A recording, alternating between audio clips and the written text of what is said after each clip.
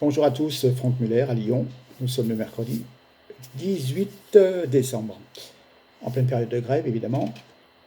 Alors, encore merci pour tous les commentaires, les discussions, les avis assez intéressants. J'ai fait un truc il y a quelques jours, 3-4 jours, j'ai envoyé ça sur la page Facebook.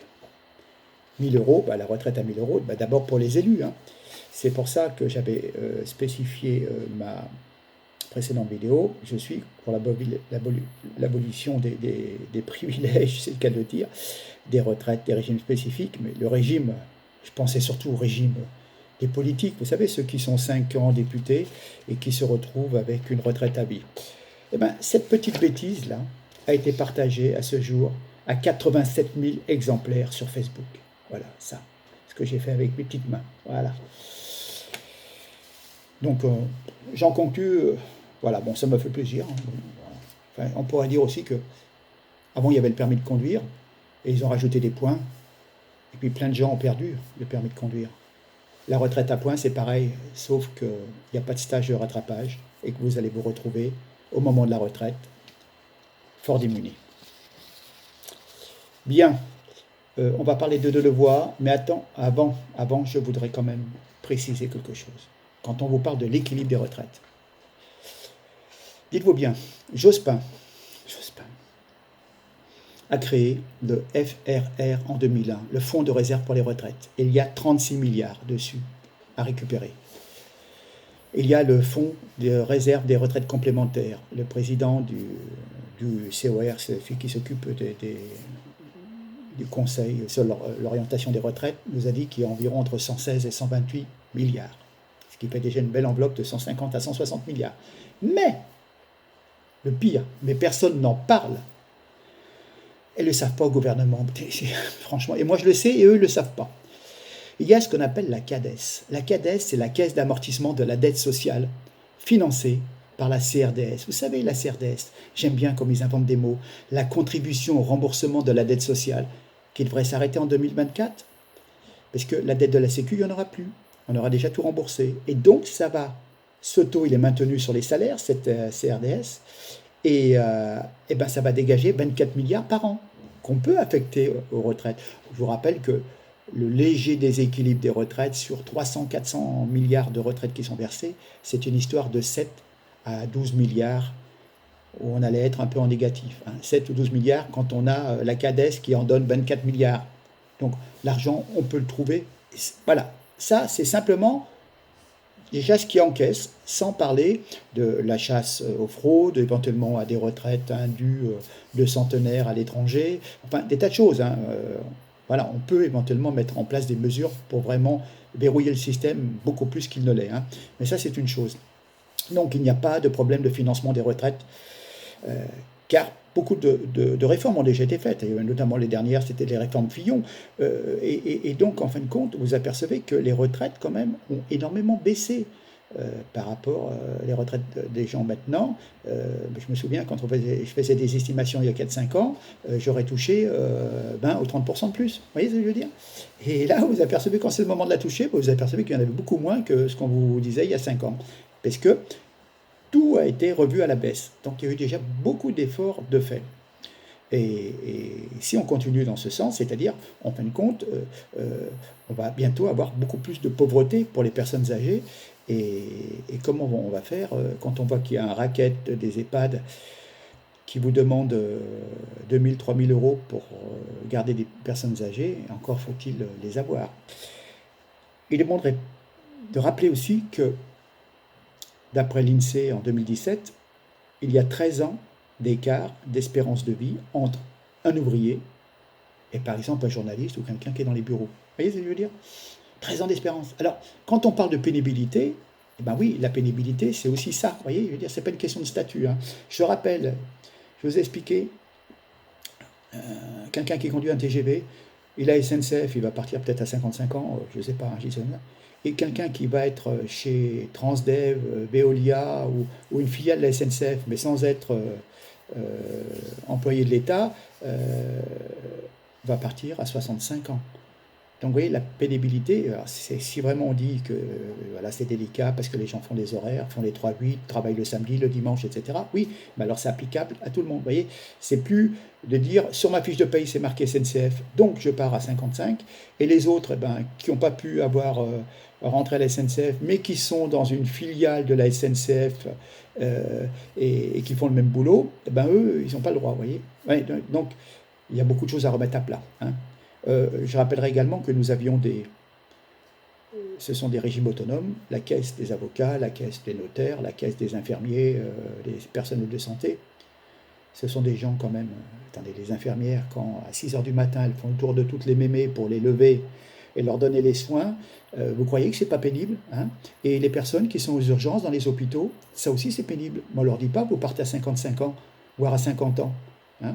Donc la pénibilité, elle est certainement aussi élevée, si ce n'est plus, qu'un conducteur de la SNCF. Je dis, hein, je rappelle les éléments. Hein. Vous croyez qu'à 65 ans, vous allez encore soulever des mémés, leur faire la toilette et leur donner des soins, hein? En plus, quand vous êtes une femme, quand vous êtes aux urgences, vous vous faites casser la gueule parce que certaines personnes sont agressives aux urgences, hein, ou alors quand c'est pas certaines personnes provenant de l'Orient qui veulent pas qu'un médecin examine leur femme, et boum, prends ça dans ta gueule. Non mais attendez, vous voyez. Bon, c'est un stress. J'ai discuté encore hier avec des infirmiers qui travaillent aux urgences, qui arrêtent, qui passent en libéral, parce qu'ils n'en peuvent plus, quoi. Ils n'en peuvent plus. C'est de la folie. Voilà. On en est là. Voilà. Ce que je voudrais rappeler quand même, c'est que le problème aujourd'hui, c'est qu'il y a, deux France qui s'opposent. Celle qui est encore préservée dans ses intérêts, bon, admettons, on va dire, les gens qui ont des régimes spéciaux, qui peuvent partir à 50, 55 ans, etc., ils sont un petit peu encore préservés pour le moment, hein, et ceux qui ont déjà sacrifiés. Hein. Le problème, c'est vous qui êtes encore un petit peu préservés, vous allez être aussi sacrifiés. Et personne n'a conscience de l'intérêt commun. Alors avant de parler de Delevoye, je voudrais quand même apporter un élément très très important. C'est en train de se dénouer. Je pense que la grève va s'arrêter. Pourquoi? Écoutez, le 13 décembre, j'écrivais une hypothèse. Édouard Philippe, Premier ministre, avait dit qu'il était ferme sur le principe d'un système universel, mais qu'il y avait toute une série de points sur lesquels on pouvait améliorer la réforme. Il nous disait, la porte est ouverte, nous ne sommes pas fermés. Alors, l'annonce le 11 décembre semblait rater, un ratage. On nous parlait d'âge pivot, devoir attendre 64 ans pour toucher sa pension sans malus. Et la CFDT, qui était la seule à soutenir la réforme du système à points, avait dit répéter que c'était une ligne rouge infranchissable. Et je pense sincèrement que c'est un stratagème très courant en négociation qu'on appelle le faux pivot, c'est le cas de le dire, pour l'âge pivot. Cela consiste à faire semblant de vouloir absolument quelque chose pour finalement y renoncer en échange de la chose que vous vouliez vraiment depuis le début. Je pense que Macron est en train d'utiliser ce système pour enfumer les syndicats et vaincre la grève. C'est en train de s'exécuter, je pense qu'on est vers la fin, parce qu'on est en train de nous dire, oui, mais on est prêt à faire des négociations, c'est bientôt Noël, il faut arrêter ces grèves. Il agite, premièrement, l'étape numéro 1, Emmanuel Macron utilise le chiffon rouge, l'âge pivot de 64 ans, pour que la CFDT se joigne à la grève. L'étape 2, les grévistes sont galvanisés, et en plus on fait un front syndical uni avec la CFDT, youpi, tous ensemble, d'accord. Et cap 3, qu'est-ce qui est en train de se faire? Emmanuel Macron va abandonner l'âge pivot de 64 ans, qu'en fait, il s'en foutait, parce que les gens, parfois en moyenne, partent à 63 ans et demi, il était prêt à sacrifier, mais il fait passer tout le reste. Étape 4, la CFDT va dire « Ok, on arrête la grève ». Parce que nous avons gagné, Macron nous a écoutés, on est redescendu à 62 ans pour l'âge pivot. Et ce qui brise l'unité du front syndical et casse la dynamique de la grève. Et étape 5, ceux qui passent pour la mensualité d'une grande concession d'Emmanuel Macron, mais qui en fin de compte, il n'en avait rien à cirer, et à quelques jours de Noël, les syndicats qui continuaient d'appeler à la grève, comme la CGT, sont présentés un petit peu comme des extrémistes qui cassent les fêtes de Noël. Les gens commencent à en avoir marre, les pauvres, certains ont 3 heures le matin, 3 heures le soir, se lèvent à 4 heures du matin, les gens Les gens n'en peuvent plus. Donc, voilà. Et c'est en train de se réaliser parce que quand on voit tout ce qui se passe, je suis pratiquement sûr. Ça, c'est une chose. Bon, maintenant, je prends mes notes. Oh, le pauvre. Ah, je suis content. Hein. Je suis très, très content pour nos anciens. Vous vous rendez compte, monsieur Delevoye, un homme de son âge, va pouvoir enfin prendre un repos bien mérité. Moi, j'ai une pensée émue pour ce monsieur qui, à 72 ans, travaille encore. Plus grave qu'aux États-Unis. Hein. Ah, aux États-Unis, ils ont un ou deux boulots supplémentaires pour joindre les deux bouts. Mais lui, vous vous rendez compte, il cumulait 13 petits boulots différents. On a pris même 14-15 aux dernières nouvelles, de réalité de la misère dans laquelle sont nos aînés. Oui, nous sommes tristes pour Jean-Paul Delevoye, mais qui, à 72 ans, va enfin pouvoir partir à la retraite. C'est vrai, ce pauvre seigneur, obligé d'occuper toutes ses fonctions, et en plus, il travaille bénévolement, hein, il n'est même pas rémunéré, il donne l'exemple du bien commun, du respect de l'intérêt public. Et malgré tous ces gages de l'engagement social, hein, le plus abouti, il se trouve des esprits chagrins pour critiquer la probité de cet homme pour quelques oublis, hein, des oublis, il a seulement oublié une dizaine de postes et de mandats, mais que celui qui n'a jamais eu de trou de mémoire à 72 ans nous jette la première pierre, voire le premier déambulateur. Ce n'est pas de la phobie administrative comme Cahuzac, hein, c'est une espèce d'Alzheimer de la transparence. D'ailleurs, Chirac surnommait le Jean-Paul le grand con parce qu'il était grand et qu'il était con. Ce n'est pas moi qui le dis, hein, c'est les mots de Chirac. D'ailleurs, il nous a expliqué que c'est sa femme qui avait rempli la feuille pour la haute autorité, avec tous ses postes. Et la pauvre, elle s'est tombée. Voilà, c'est bien un mec de 72 ans. Hein. C'est sa femme qui n'a pas fait le boulot. Mais oui, quand on est chargé de la réforme des retraites, qu'on veut donner des leçons aux autres, la moindre des choses, c'est de savoir remplir 3 feuilles de papier sans rien oublier. Mais bon, tous ceux qui exercent responsabilité et pouvoir de la même façon n'ont toujours pas intégré qu'il y a un immense changement d'attente des peuples vis-à-vis de ceux qui veulent assurer la gouvernance. Ce sont des donneurs de leçons. D'ailleurs, on a appris qu'il y avait des carabistouilles, des oublis autour de sa déclaration de patrimoine, qui non plus n'étaient pas très conformes. Hein. Alors, il a voulu mener la réforme des retraites, et alors que lui-même nage, si vous voulez, dans l'argent et dans les privilèges. Franchement, c'est donneur de leçons. Enfin, on peut en discuter à l'infini, hein, mais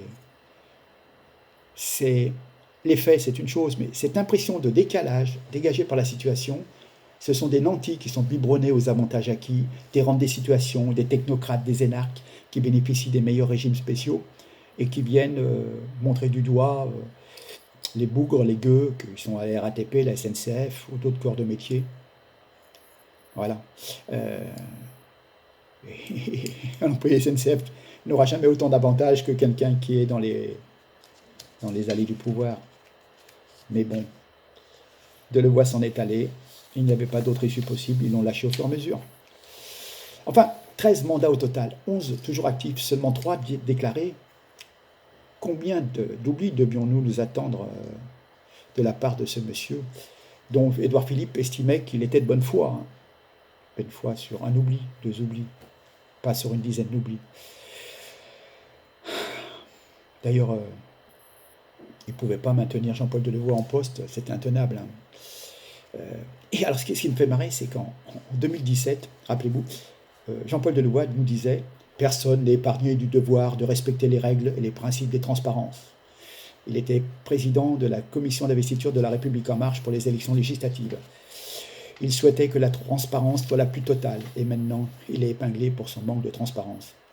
De nombreux oublis dans la déclaration auprès de la haute autorité pour la transparence de la vie publique. Alors on nous dit où il a préféré démissionner afin de pouvoir répondre aux critiques dont il fait l'objet. Nous saluons sa démarche de responsabilité à un moment important de la réforme. Dommage, c'est le seul à démissionner. Il a caché près de 10 mandats et 50 000 € de revenus dans sa déclaration d'intérêt. Il était temps qu'il s'en aille.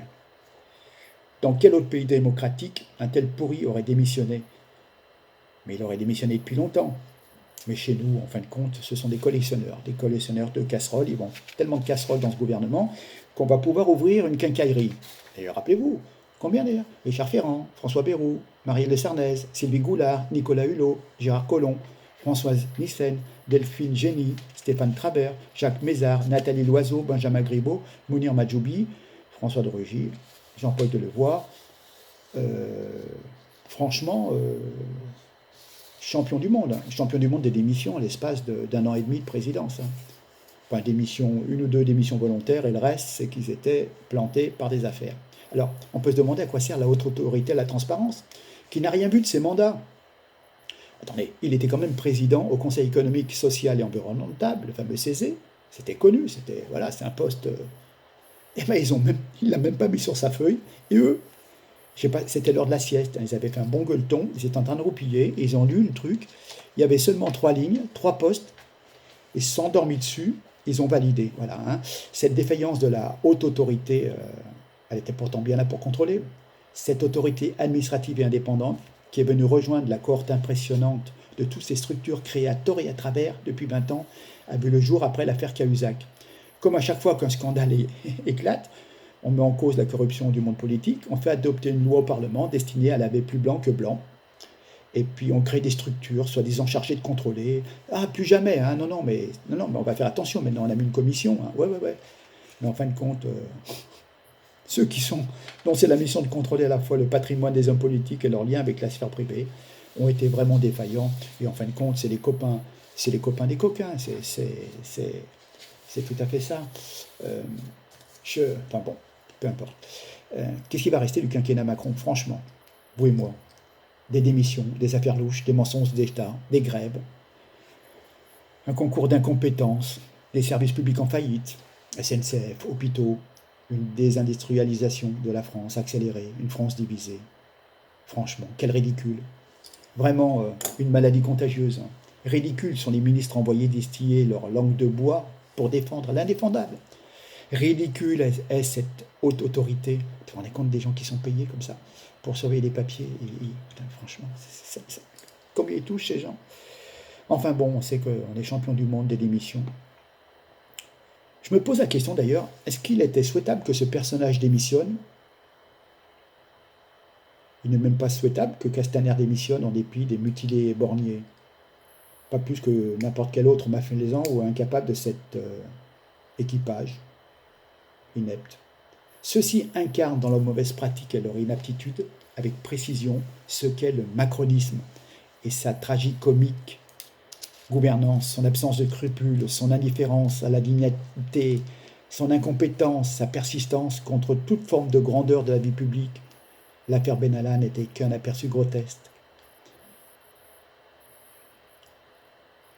C'est indispensable même que ces individus restent là bien en place, une sorte d'emblème, de statut, de ce qu'est la nullité politique, pour que nous nous rappelions à chaque instant à qui le système, le peuple français a réellement affaire. Nos dirigeants, c'est ce que l'on peut observer, c'est sidérant, caricatural, sans morale, sans principe, sans socle, sans aucune vertu. Dissimulation par le mensonge, l'hypocrisie de ce qu'ils savent être des fautes graves. Ils sont comme des enfants pris 10 fois la main dans le pot de confiture et ne comprennent pas qu'on leur demande des explications. Delevoye, Bayrou sont les exemples. Ils donnent des leçons de probité à la terre entière. Et si seulement on mettait la main au jour les documents sur le début de campagne de Macron et des méthodes de voyous et de dissimulation et de financement occulte. Enfin bon. Quand je pense, je revois encore l'image, j'ai cherché, je suis retombé sur une vidéo où on voit Macron dans son bureau en train de signer le décret de la loi sur la moralisation de la vie publique. Mais quel comédien! Brigitte, tu l'as bien dressé, franchement. Alors, depuis une semaine, le gouvernement et ses relais médiatiques jurent la main sur le cœur que la retraite par points, c'est pour sauver le système par répartition cher aux Français. Et qu'on ne va absolument pas ouvrir les portes à la capitalisation.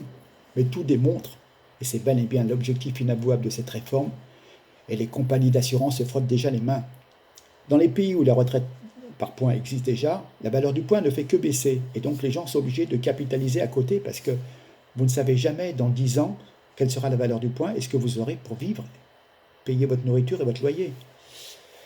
Les points collectés ne suffisent plus à vivre décemment au bout d'un certain moment. Euh, en plus, ce qu'il faut savoir, c'est qu'il y a une astuce. La réforme des retraites en France propose de plafonner à 10 000 euros de salaire les cotisations et les droits en retour.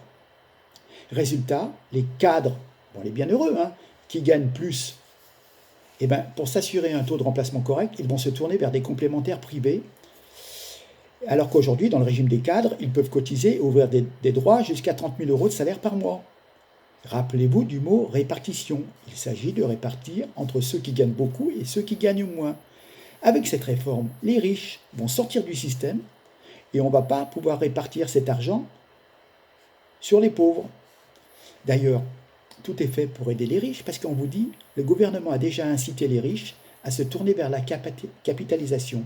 C'est ce qu'on appelle la loi Pacte, dans laquelle étaient contenues les privatisations de la Française des Jeux, de l'aéroport de Paris et un tas d'autres choses. Mais dans cette loi Pacte, un article stipule que les cotisations à des plans de retraite privés sont désormais déductibles à 100% des revenus du contribuable. Déductibles comme les dons que vous faites pour Notre-Dame. Donc, avec nos impôts, nous subventionnons la sécession des riches du système. Ils vont partir du système par répartition, et puis ça va bénéficier à G2R, la mondiale, etc., etc., parce qu'ils vont pouvoir déduire à 100%. Vous vous rendez compte? Ça va être dégagé de mon revenu imposable. C'est génial. Je peux mettre, si je veux, 3 000 euros par mois qui vont se dégager de mes 15 000 euros de salaire. Boum, boum, boum. D'accord? En fin de compte, toutes ces dispositions de la loi Pacte et de la réforme par points ont été soufflées par le plus grand fonds de pension du monde, les gens américains de la finance, BlackRock. Son PDG, Larry Fink, a été reçu en catéminé plusieurs fois à l'Élysée. Et d'ailleurs, c'est bizarre, BlackRock avait même remis un document de 15 pages avec ses recommandations au gouvernement pour la réforme des retraites. Donc voilà, voilà, ils donnaient déjà leurs conseils pour que ça les arrange, bien sûr. Voilà. Alors, entre les incitations fiscales, le plafond de cotisation pour les revenus et le lobbyisme intense des fonds de pension, c'est pas une question, c'est une constatation. C'est bien la fin du système de répartition que prépare Emmanuel Macron. Voilà. Alors, c'est bizarre, on vous dit on veut un régime universel, et puis en fin de compte, les politiques, ils gardent leur système. Les policiers, oui. Alors, vous voyez bien que les policiers jouent quand même relativement personnel, hein, jouent perso. Le pouvoir cède tout aux policiers parce qu'ils ont besoin de leur milice. Hein. Donc l'idée d'un régime universel n'a plus de sens parce qu'on fait des exceptions. Cette réforme serait bien dans l'absolu si on ne faisait pas d'exceptions. Donc en fin de compte, vous apercevez que la Macronie ne tient plus que par la police. Voilà. Beaucoup d'informations, mais on nous raconte tellement de salades. Écoutez, je me vois dans l'obligation quand même de vous rappeler qu'il y a des cagnottes, il y a de l'argent. Bien sûr qu'il est nécessaire de réformer, de suivre, de s'adapter, voilà. Mais non, mais attendez, non. On est en train de se faire avoir. On est en train de se faire avoir. Bon, écoutez, je vous laisse. Là, j'ai des soucis, je n'ai pas la fibre en ce moment, donc en fin de compte, une petite vidéo de 20 minutes, mais 3 heures, je crois, pour aller sur YouTube. C'est pas évident, voilà. Mais écoutez, merci en tous les cas. Je pense que je réinterviendrai avant Noël.